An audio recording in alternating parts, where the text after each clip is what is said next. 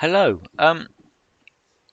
There's a couple of things, three things really I want to mention this week in the designer diary. The first is now, if you've watched any of these over a period of time, you know that I was always working towards getting this solo adventures for Stars Outnumber to platinum, and that the videos sort of took the whole process from uh, you know, dealing with the product page layout, trying to optimize that. Then there was getting it on deal of the day, trying to get the print on demand books all sorted.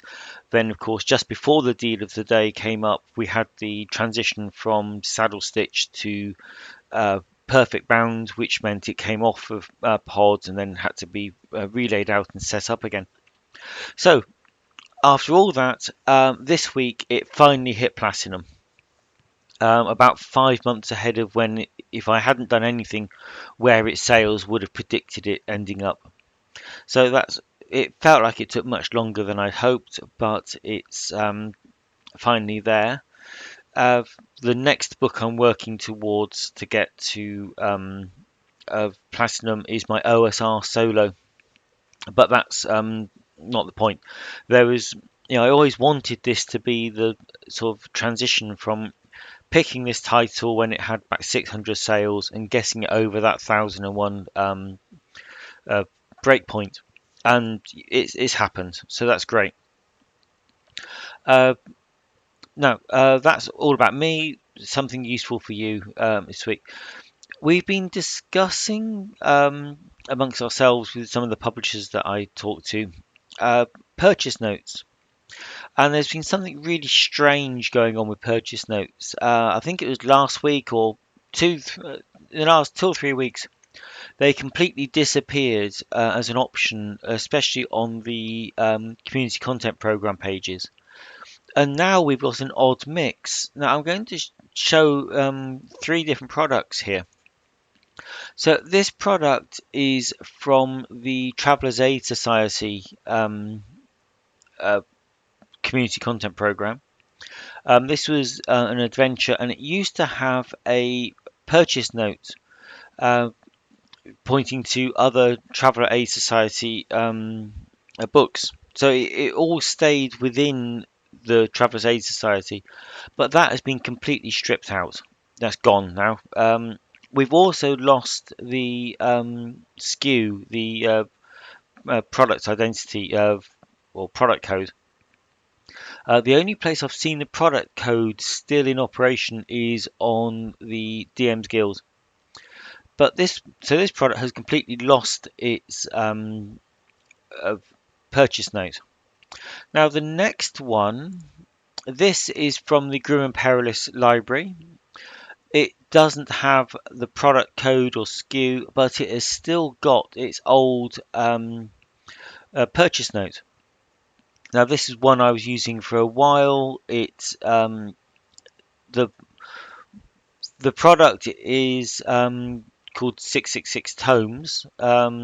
It's a pod book, but it advertises my solo rules in the purchase note. But it also links to all of my social media profiles as well, and they're all external links. They're all link shortened. It's and that all works. That hasn't been touched.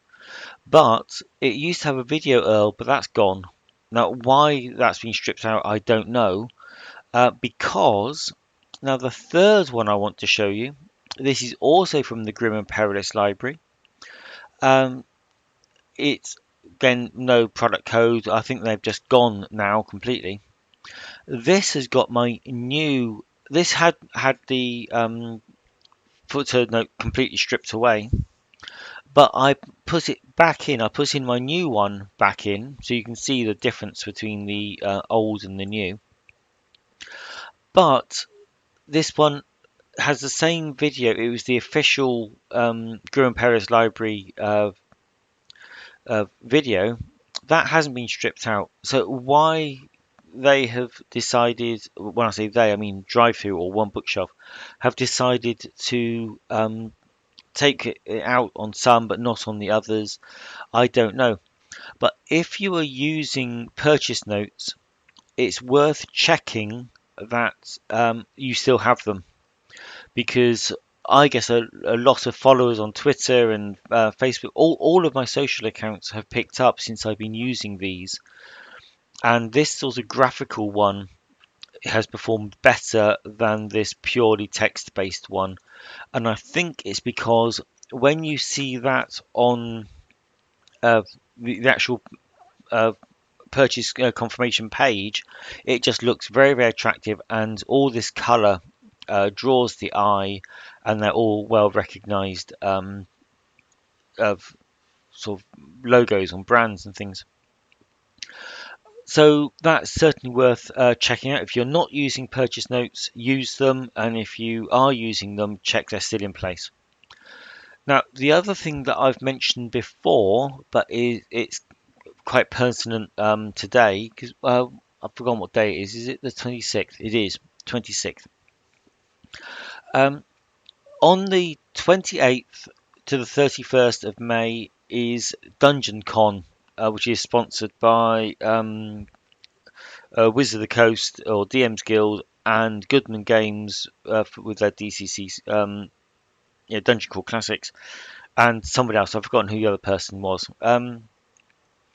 But it's going. It's a con. It's a virtual con, and I've set up a sale to advertise all of my kind of D&D or OSR Dungeon Crawl Classics titles as a discount during the sale.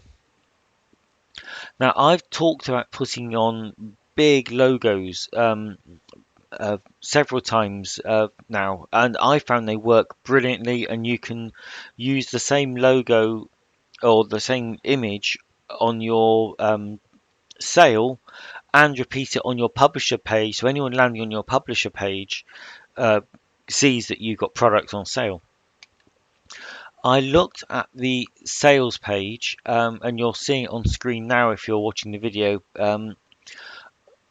and occasionally I see people that are making really good use of the sale page, and probably the best one here is In a Ham.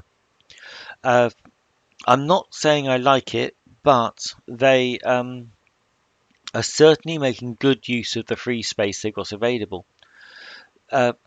As you scroll down here, these are really quite, that one is just 4 words, everything on sale. It doesn't give you any kind of,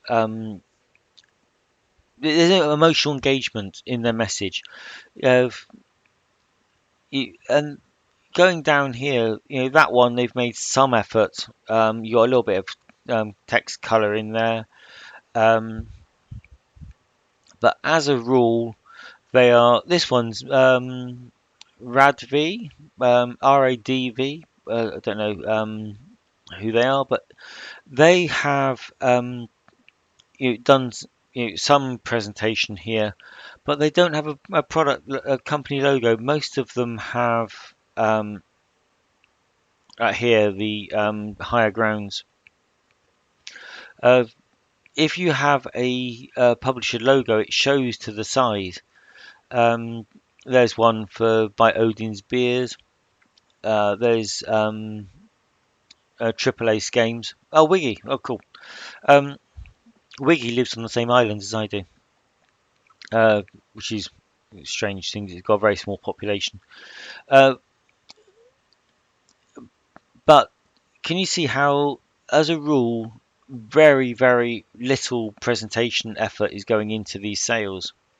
When mine goes live, it is a big, it's kind of 500 by 400 pixel image, and it will not only be on here, but it'll be on my publisher page as well. So if you're selling into that kind of D&D OSR market, it takes at least 24 hours to set up a sale. So if you wanted to advertise one for Dungeon Con, you would have to get it set up today or early tomorrow to give you the 24 hours sort of cooling off period before it be live before Dungeon Con, and all you need is like a 3-day sale. So that's really just a reminder. And if you've run sales in the past, it would be interesting data for you to look at how it worked without a big branding logo and with a big branding logo. Uh, and the last 3 sales I've ran them at 50% off, 40% off, and 33% off, just to see how that worked with the engagement, which ones worked the best. So we can set up sales whenever we want, and so try different configurations. Uh, that would be my advice for that. So really, that is all I've got for you this week. I'm going to get back to writing, but yeah, that's Dungeon Con. You've got 2 days to decide whether you want to run a sale that falls in line with it, and then of course pump it all out to your social media and check your purchase notes. Okay, thank you.